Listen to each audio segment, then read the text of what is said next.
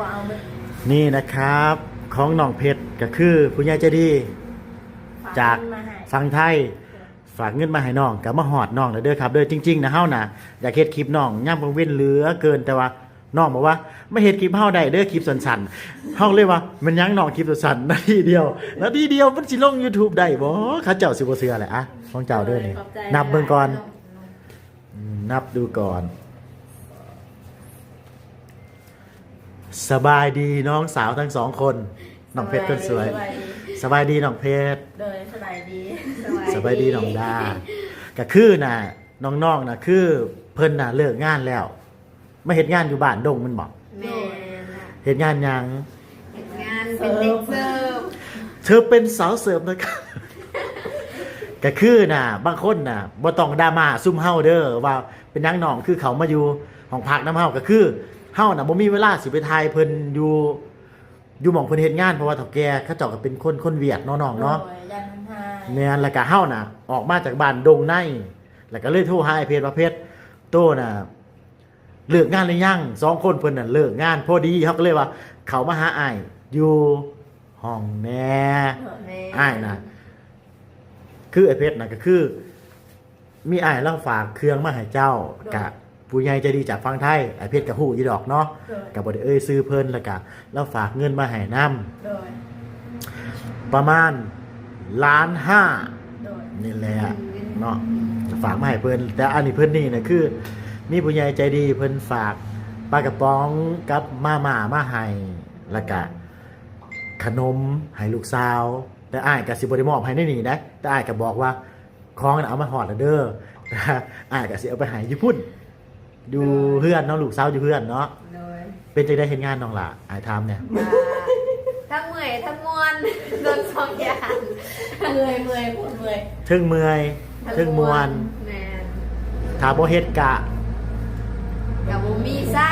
บ่มีไส้บ่มีกินอันนี้กำลังออกมาเฮ็ดกำลังออกมาเฮ็ดแน่นอนเนาะปกติแล้วก็อยู่เพื่อนทางปลาแล้วเพิ่นบอกทางปลาแล้วคือเพิ่นน่ะทางไฮแล้วเรียบร้อยเพิ่นกะจังออกมาเฮ็ดงานแต่เกิดย่ามปลูกเขาได้ซะย่ามปลูกข้าวกับเมื่อปลูกข้าวย่ามปลูกเขาแต่ว่ากะลาเพิ่นได้บ่นี่ได้เราใจดีเนาะลามือนึงให้ลาอยู่เราให้ลาอยู่มื้อนึงจริงๆนะเฮาน่ะจะให้น้องลาไป2คนแต่มันบ่ได้อีหลีทุกคนเนี่ยเฮาต้องขอโทษอีหลีเด้อเพราะว่ามันลาบ่ได้อีเพราะว่าน้องกำลังมาเฮ็ดงานคาสิล่าแล้วเขาสิไล่ออกตี้สิเฮ็ดงานยังบัดนี้เงินเดือนก็ดำ 7-8 แสนแม่ไอ้เพชรได้ล้านนึงมันบอกไอ้เพชรนี่ได้ล้านนึงกับประมาณ1,000 กว่าบาทแต่เพิ่นนี่ได้เท่าไหร่ตอนนี้ได้ล้านบ่ได้ล้านคือกันโอ้อันนี้น่ะได้8 แสนก็คือง่ายๆกับ1,000 กว่าบาทนะประมาณ 1,400-1,500แต่ว่าบางคนว่าเอ้ามีหลายคนเนี่ยบอกว่าเป็นยังน้องคือบ่มาเฮ็ดงานอยู่ไทยคือบ่ไปเฮ็ดงานอยู่ไทยแล้วสิเอาไสไปเฮ็ดเงินสิเฮ็ดพาสปอร์ตสิเอาไสแม่แล้วขนาดเงินสิซื้อข้าวกินก็ยังบ่มีมันบอกเดี๋ยวเฮาสิเอาเงินให้น้องเพชรก่อนเด้อครับเด้อแต่ว่าปลากระป๋องกับมาม่าน่ะบ่ต้องให้อ้ายมอบอยู่นี่เนาะเพียงแต่บอกว่าตัวได้รับแล้วอ้ายก็สิเอาไปให้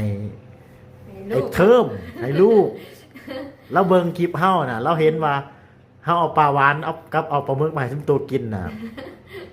แป๊บเดียวเบิดแหละบอสแล้ววะเราก็เลยว่าสิฝากให้เฮาซื้อปลาหวานเฮาบอกว่าถ้าสิซื้อปลาหวานน่ะกับปลาหมึกนะเฮาว่ามันก็ได้ทุกหน่อยๆเฮาว่าเฮาขอเปลี่ยนเป็นมาม่ากับปลากระป๋องได้บ่เพราะว่ามันสิได้กินได้เฮิงกว่าปลาหมึกเฮาบ่ปลาหมึกแห้งนะปลาหมึกแห้งก็เทื่อหน้าก็จังฝากเฮาว่าเพราะว่าถ้าเฮาฝากซื้ออยู่ในหมุกน่ะมันแพงถ้าเราฝากเงินมาปึ๊บแล้วเฮาสั่งจากทางอื่นมันโลละ400-500แล้วมันได้เป็นโลน่ะอยู่ในหมกแล้วมันบ่ได้ฮอดเป็นโลนะมันก็สิกินได้บ่เฮิงขนาดนั้นเดี๋ยวครับไปเอาของมาให้ไอ้เพชรก่อนเด้อแล้วก็สิเอาเงินให้ไอ้เพชรเดี๋ยวไปเอาเงินก่อนครับนี่นะครับของน้องเพชรก็คือผู้ใหญ่ใจดีจากฝั่งไทยฝากเงินมาให้น้องกับมาฮอดน้องเด้อครับเด้อจริงๆนะเฮาน่ะอยากเฮ็ดคลิปน้องย่ำเพิ่งเว้นเหลือเกินแต่ว่าน้องบอกว่าไม่เฮ็ดคลิปเฮาได้เด้อคลิปสั้นๆเฮาเลยว่ามันยังน้องคลิปสั้นๆนาทีเดียวมันสิลง YouTube ได้บ่เขาเจ้าสิบ่เชื่อแหละอะของเจ้าเด้อนี่นับเบิ่งก่อน นับดูก่อน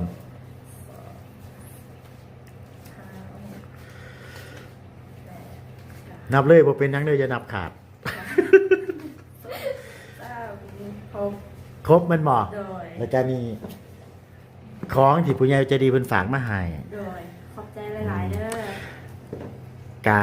ตัวกะเปิดเบิ่งเองแล้วกันเนาะน้องเนาะอ้ายก็บ่อยากละลาบละล่วงความลับของเพิ่นอาจสิฝากสร้อยทองไว้หาเส้นก็ได้ จ้า กะเป็นหยังก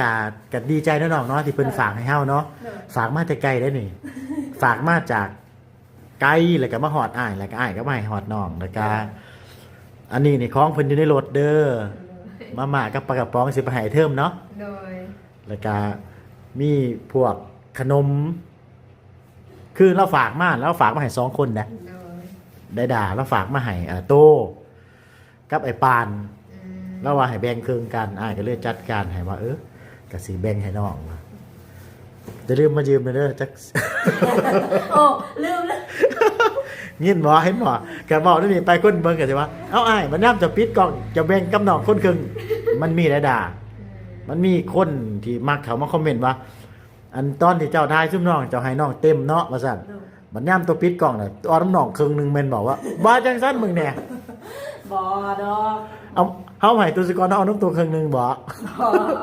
เคยบ่เคย โด เด้ ย อ มีแบบนั้น คนเฮาน่ะมันหลายความคิดเนาะน้องเนาะ แม่น ก็ เขา บาง หยุดความคิดเขาบ่ได้เขา แม่นแต่เฮาก็น้องก็จักเฮาก็จักว่าเฮาเป็นคนจังไดเนาะ โดย เฮ็ดงานเมื่อยบ่อ้ายถามแน่ เมื่อยพูดเมื่อยเลยจักสิไหวจักบ่เดือนนี้กะลองสู้ไป ความหมายคือตัวอยู่ในร้านนั่นเพิ่นเฮ็ดงานจักโมง เริ่มเฮ็ดงานนั้นแต่หาโมงเช้าจนฮอด10โมงแรงยังบ่ทันได้เลิก หาโมงเช้า โดย จนฮอด10โมง 10โมงกลางคืน บัดนี้ย่ำพักผ่อนจะพากันไปพักผ่อนอยู่ไสเราเซาห้องให้บ่ บ่นอนอยู่เฮือนเราเลย กะซ้ำเซาห้องให้กะซ้ำอยู่เพื่อนเพิ่นเลยเนาะ โดย โอ้ก็ยังดีเนาะน้องเนาะด้ากะดีใจนำเด้อน้องเด้อที่ได้มาเฮ็ดงานนำไอ้เพชรเด้อ โดย เพราะว่า2คนนี่น่ะย่ำเพิ่นอยู่เพื่อนก็อันนี้ก็สิไปนอนนำบางเวลาเนาะ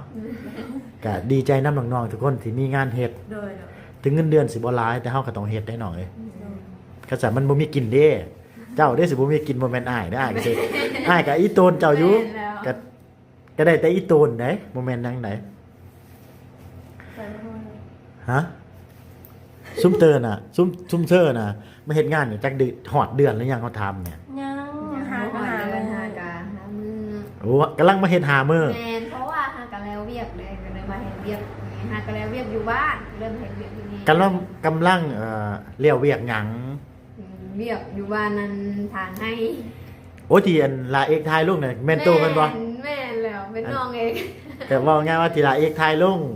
มีเจ้าไอ้ตีแล้วก็แม่เนาะ แม่ ลาเอกเนาะ แม่นแล้ว เฮ็ดจักเฮกตาบ่ฮอดมั้ง บ่ฮอด แต่ว่าไปได้4-5มื้อบ่ได้ไปหมดมือ ไปเบิดมื้อ แม่นถือ ได้ เขา 4-5 ถื มื้อ นำไป4-5มื้อ ถือข้าวถือน้ำไป4-5 แม่ มื้อน 4-5คนไปจึงแล้ว บ่ได้เอาแห้งบ่ เอาแห้งเขาปัดแล้วทางให้ก็เลยไปส่งแห้งเขาคืน เอาที่มันเฮิงนี่ย้อนไปส่งแห้งที่ซะ แม่ แสดงว่าเอาแห้งเขาเจ้าหาคน แม่น แล้วเจ้าก็ต้องไปส่งหามื้อ แม่นล้ว แต่แม่นไปกับไอ้ตีนี่ก็คือเจ้าไปส่ง2มื้อครึ่ง แม่ ก็ครบแมันบ่ แม่น ลำบากเนาะน้องเนาะ แม่ เฮาไปเห็นอันชีวิตน้องๆก็ลำบากกันแหละครับ แต่ว่า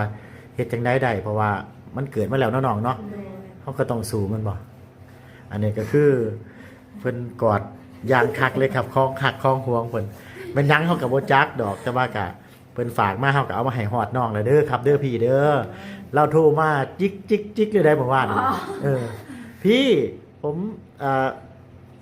เขาก็โทรมาถามอยู่ว่าไอ้มันมาแล้วต้องบอกว่าน้องบ่ฮู้น้องบ่มีเวลาจับโทรศัพท์เลย แม่น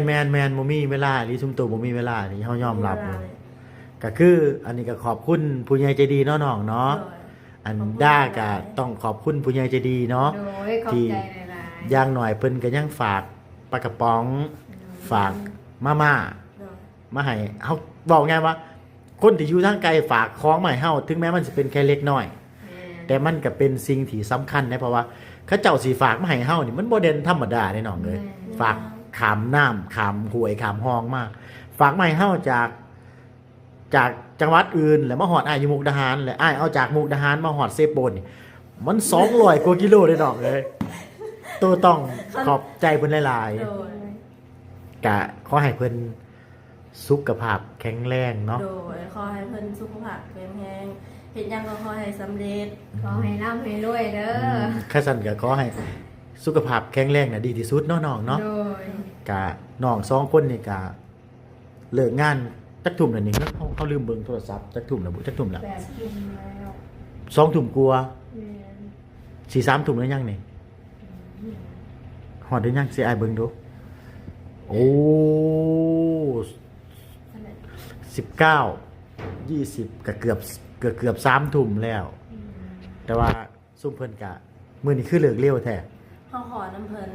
ว่าสิกลับบ้าน โอ้สิเมื่อบ้านบ่นี่นะ แม่น โอ้ถึงน้องสิเมื่อบ้านเฮาก็บ่ได้เจอน้องคือเก่าเพราะว่า แต่เฮากลับกลางคืนเพราะว่าตอนเช้าเฮาสิมาแต่5 โมง อืม คันว่ากลับไปกลางคืนนี่ได้จังได๋คันว่าไปเป็น7-8 โมงก็เริ่มเบียดพันแล้วนะ อืมกะสู่ซนคือเก่าได้อน้องลาเด้อก็จังได้กะขอบอกให้น้อง2คนนี่สู่ซนบ่ว่าสิเป็นเพชรบ่ว่าสิเป็น